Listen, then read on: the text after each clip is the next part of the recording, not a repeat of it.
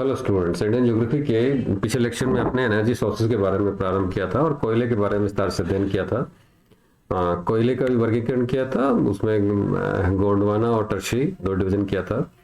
इस लेक्चर के अंदर अपन दूसरा जो ऊर्जा का महत्वपूर्ण स्रोत है वह पेट्रोलियम, उसके बारे में विस्तार से अध्ययन करेंगे। और पेट्रोलियम जो शब्द की जो उत्पत्ति है पेट्रो तथा ओलियम से हुई है, जिसमें पेट्रो का अर्थ है पर्वत और ओलियम का अर्थ है तेल होता है, अर्थात पत्थर से निकाला गया तेल और पेट्रोलियम कहलाता है। यह तथा ऑक्सीजन कम मात्रा में आकाश मिश्रण में द्रव पेट्रोलियम को कच्चा तेल, गैस पेट्रोलियम को प्राकृतिक गैस और पेट्रोलियम के अर्ध ठोस से ठोस अवस्था में जाने को एस्फल्ट टावर के रूप में, तारकोल, अलकतारा, बिटुमिनस आदि के नाम से जाना जाता है।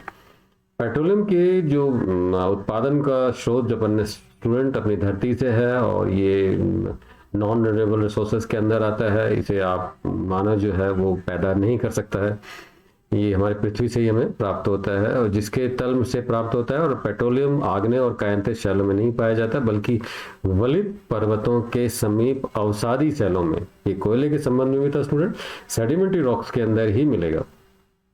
और पृथ्वी के आंतरिक भाग के अंदर तापमान और दबाव के कारण जो है वो इसका रूप फॉर्मेशन देखने को मिलता है, ऐसे प्राप्त होता है। यह पर्वतों के मध्य लंबी दूरी ऊर्ध्वाधर वर्टिकल तथा धरातलीय अवस्था में तय करती हुई मिलती, हॉरिजॉन्टल फॉर्म में भी। इसे हम विभिन्न उपकरणों के माध्यम से प्राप्त होते हैं। बालू पत्थर, काला चूना आदि छिद्रों से इसे आसानी से प्राप्त किया जा सकता है। वस्तुतः जीवों वनस्पति के ऊपर निक्षेपण ये महत्वपूर्ण है कि बनता किस लिए है कि डिपोजिशन के कारण जीवों के जो समुद्री जीव हैं वो मर जाते हैं और वनस्पति है वो धरातल पर जम जाती है।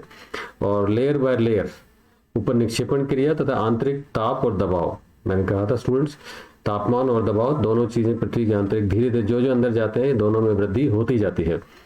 फलस्वरूप लाखों वर्षों में खनिज तेल का निर्माण होता है। जहां तक वितरण का संबंध है, और भारत का जो है सबसे महत्वपूर्ण जो तेल उत्पादक क्षेत्र है हिमालय का पूर्वी भाग असम, ये हमारा सबसे पहला क्षेत्र है तेल उत्पादक है और ब्रह्मपुत्र और सुरमा घाटी के समीप प्राप्त होता है।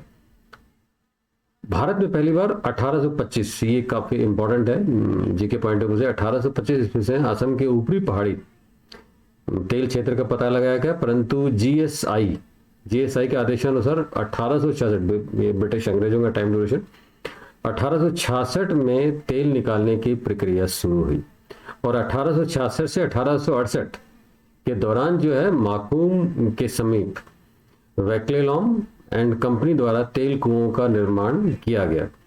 यह डिगबई तेल क्षेत्र की खोज था जो भारतीय खनिज तेल उत्पादन के क्षेत्र में मील का पत्थर साबित हुआ। जो हमारा प्रारंभिक जो ड्यूरेशन है, ये डिगबई जो क्षेत्र है वो यही वाला क्षेत्र है। डायग्राम में स्टूडेंट्स डिपोजिशन है, लेयर बाय दिखाया है, how the petroleum the natural gas was formed. जो छोटे प्लांट्स है, tiny plants and the animals died up and were buried on the sea floor over the times. They were covered by the layers of the sediments and the rocks over the million of the years. The remains were buried deeper and deeper. The enormous heat and the pressure turned them into oil gases. Layer by layer, जीव अभी discuss किया था, मरते गए और तापमान और दबाव के कारण जो है वो खनिज तेल में परिवर्तित हुआ, जिसे हम निकालते हैं।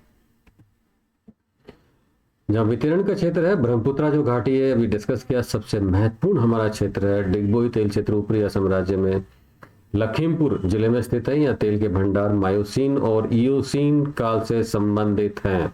ये ड्यूरेशन आदर कभी का ऑब्जेक्टिव क्वेश्चन बन जाता है। नहर कटिया तेल क्षेत्र में डिगबोई से 22 किलोमीटर दूर दक्षिण पश्चिम में दिहांग नदी के दक्षिणी तट पर स्थित है। इस क्षेत्र की खोज 1954 से 1955 असम में ऑयल कंपनी द्वारा की गई थी और मायोसीन युग की बैरल श्रेणियों में तेल का उत्पादन प्रक्रिया संगठित है। दौरान मोरान डिगबई 40 किलोमीटर दूर दक्षिण पूर्व में स्थित है और मोरान क्षेत्र में जो पप्पापुंग, रिसांगपुंग और हुजरिंगंज आदि क्षेत्रों में तेल उत्पादन होता है। रुद्र सागर के समीप स्थित जो है नूनमती में 1961 में तेल खींच गई। जो अब जो डिवीजन करेंगे अपन ईस्टर्न घाट और वेस्टर्न घाट अपने डिस्कस किया है। जो पश्चिम तटीय का जो क्षेत्र है दैट इज बॉम्बे हाईवे, ये हमारा काफी महत्वपूर्ण क्षेत्र है। बॉम्बे हाई में तेल की खोज के बाद इस क्षेत्र में बेहद महत्व का समझा गया और महाराष्ट्र से मुंबई से उच्च क्षेत्र मुंबई के तट से लगभग 184 किलोमीटर की दूरी पर अरब सागर में स्थित है। ये काफ़ी बड़ा हमारा प्लांट है। और बॉम्बे हाई रत्नागिरी जिले ये सबसे बड़ा तेल उत्पादक क्षेत्र है। 1978-79 के दौरान बॉम्बे हाई से उरन पाइपलाइन बिछाने से उरन से टांबे तक स्थानांतरित लाइन बिछाने का काम संपन्न किया गया। वर्ष 1978 से तेल और गैस की इन पाइपलाइनों द्वारा एक स्थान से दूसरे स्थान तक भेजने का कार्य किया गया। ये हमारा बहुत टर्निंग पॉइंट था वेस्टर्न साइड के अंदर, और क्योंकि Gujarat and Maharashtra industry point of view से काफ़ी महत्वपूर्ण थे, इन क्षेत्रों को बड़ा फायदा हुआ इसके कारण। गुजरात में भी जो है मायोसिन युग अपन डिस्कस किया है। ओलिगेसिस से तेल से संबंधित मुख्य शैलें कैम्बो बेसिन में स्थित है। यहाँ गैस उत्पादक कुओं की अधिकता है। कलील क्षेत्र में नौगांव और सानंद अन्य प्रमुख जो है वो तेल उत्पादक क्षेत्र हैं। ये सब मैप के अंदर जब देखेंगे सेडिमेंट्री रॉक्स दे रखा है और कॉन्टिनेंटल शेल्फ वाला जो मतलब पार्ट है और इनलैंड वाला क्षेत्र है। नाउ अंकलेश्वर जो है नेक्स्ट अप पर है। अंकलेश्वर जो है वो भुर्ज गुजरात के प्रमुख तेल क्षेत्र है। तेल उत्पादन करने वाली शैल इयोसिन काल के इस क्षेत्र की खोज 1961 में की गई और बॉम्बे हाईवे के दक्षिण में बेसिन क्षेत्र स्थित है। कॉम्बे बेसिन यह है उत्तरी क्षेत्र से अहमदाबाद कोलाल का क्षेत्र है जो तेल उत्पादन भी करता है।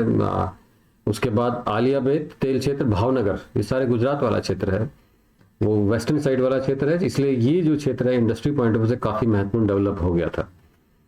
वर्तमान में भी काफ़ी डेवलप है।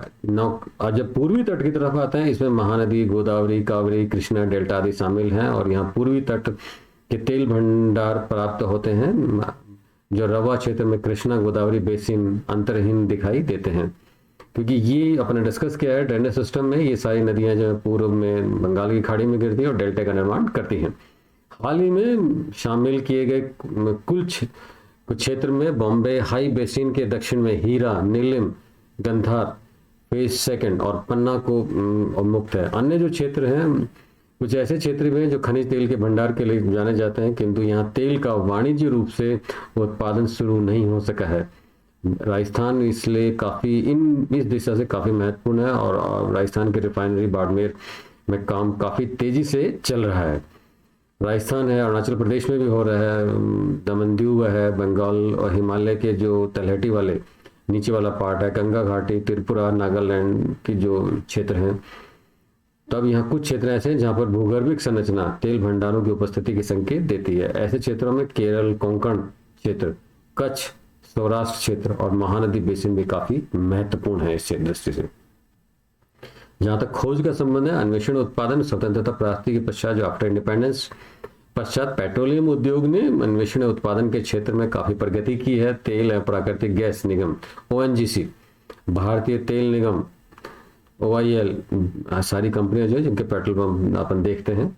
2 राष्ट्रीय तेल कंपनियां हैं देश के कुछ निजी एवं संयुक्त उपक्रम कंपनियों के साथ तेल व प्राकृतिक गैस के उत्पादन व अन्वेषण में संलग्न हैं।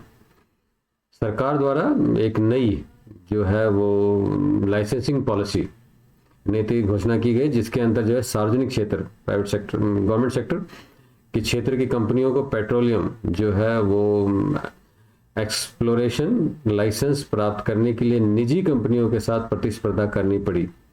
नई पॉलिसी के तहत तेल ब्लॉक की बोलियों के लिए निजी उद्यमों को आकर्षित करने के लिए राजस्व प्रोत्साहन ये बोली लगाएगी और प्राइवेट सेक्टर को भी इस दिशा में, इसलिए गवर्नमेंट और प्राइवेट सेक्टर के अंदर काफी प्रतिस्पर्धा देखने को मिलती है। और जहां तक पाइपलाइन डालने का सवाल है, ये से ही इसे स्थानांतरित किया जाता है, लिक्विड फॉर्म में है, बड़ी मात्रा में आसान रहता है, काफ़ी आसान है अगर पाइपलाइन डली हुई है। पाइपलाइन गैसों या तरल पदार्थों की लंबी दूरी तक परिवहन करना काफ़ी, मैंने अभी कहा था, अत्यधिक सुविधाजनक है और एक सक्षम परिवहन प्रणाली है। तेल क्षेत्र में जो रिफाइंड परिष्कृत तेल की जो रिफाइनरीज हैं तक पहुंचाने के लिए भारत में सर्वप्रथम 1152 किलोमीटर पाइपलाइन बिछाई गई। इसकी मान्य क्षमता जो है 40 लाख टन है, जिसकी स्थापना ऑयल इंडिया लिमिटेड द्वारा की गई है। ये पाइपलाइन 1962 और 1964 में नहर कटिया क्षेत्र से गुवाहाटी व बोरन जो रिफाइनरी को जोड़ने के लिए बिछाई गई थी, और अंकलेश्वर कोयला पाइपलाइन को की स्थापना 1965 में की गई। नवगांव कलोल कोयला पाइपलाइन जो है लाइन, कलोल साबरमती पाइपलाइन, कुंभे ध्रुवो गैस पाइपलाइन, अंकलेश्वर वडोदरा जो है वो associate gas pipeline, Ankleshwar Uttaran gas pipeline Gujarat में स्थित है। Noonmati Siliguri pipeline, Lakwa Rudrasagar Barauni pipeline की स्थापना 1968 में हुई तथा बैरोनी हल्दिया पाइपलाइन की स्थापना 1966 में 1085 किलोमीटर पाइपलाइन जो है लाइन कच्छ में स्थित सलाया से कोयली और मथुरा, ये हमारे रिफाइनरी मथुरा रिफाइनरी काफ़ी फेमस है, जो है परिष्करणशाला तक बिछाई गई हैं। इन तक मथुरा से जलंधर दिल्ली व अम्बाला होकर एक प्रोडक्ट पाइपलाइन बिछाई गई है। आज गैस अथॉरिटी ऑफ इंडिया गेल की में प्राकृतिक गैस, एलपीजी, तरल हाइड्रोकार्बन, पेट्रोकेमिकल जैसे उपयोगी समवर्ती उत्पादों के कारोबार में इस कंपनी ने खोज, उत्पादन और नगर गैस वितरण में बेहतरीन काम किया गया है। इसलिए हमारा एलपीजी के थोड़ा भारत में सबसे लंबी जो पाइपलाइन जो है गेल के द्वारा बिछाई गई है। राजस्थान के अंदर भी गेल का काफी जो है नेटवर्क देखने को मिलता है, और पर्यावरण की दृष्टि से भी ये काफी कार्य कर रही है। गेल कंपनी द्वारा हजारी बेजारीपुर जगदीशपुरा गैस पाइपलाइन बिछाई गई। यह गैस पाइपलाइन गुजरात से कवास, राजस्थान में अंता, उत्तर प्रदेश में औरिया से गुजरती हुई यह पाइपलाइन बीजापुर, सवाई माधोपुर, जगदीशपुर, आंवला, शाहजहाँपुर और उर्वरक कारखानों में भी होकर गुजरती है। मैप्स में आप स्टूडेंट्स पाइपलाइंस का नेटवर्क जो देख सकते हैं, सारा का सारा अधिकांश जो है वो किस फॉर्म में है। Thank you.